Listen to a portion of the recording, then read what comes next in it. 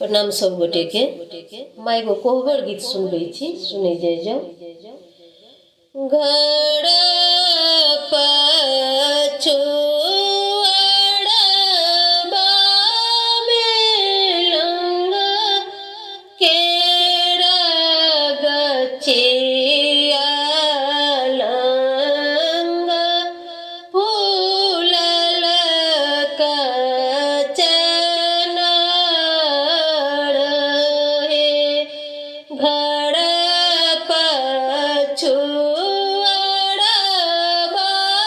में लंगा केरा गछिया लंगा फूलल कचनार हे। लंगा बाजे चुनी चुनी से जिया छाओल से जिया उठे घाम सन हे। लंगा बाजे चुनी चुनी से जिया छाओल से जिया उठे घाम सन हे। ओही से जी सुतलानी दुल्हा से रामचंद्र संग लागी सिया सुकुमारी हे। ओही से जी सुतलानी दुल्हा से रामचंद्र संग लागी सिया सुकुमारी हे। घुड़ी सुतु फिरी सुतु राजा जी के बेटिया आई घाम चादरी लेना हे। एतबे बचन जाबा सुनलनी कन्या सुहावे धाये लेलन नाहिरा के बाट हे।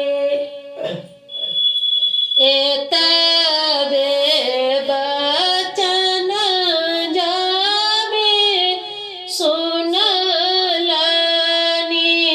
कन्या सुहावे धाये लेलन नाहिरा के बाट हे। एक कोसा गेली सुहावे दुई कोसा गेली तेसर कोसा भेटल माजा धार हे। एक कोसा गेली सुहावे दुई कोसा गेली तेसर कोसा भेटल माजा धार हे।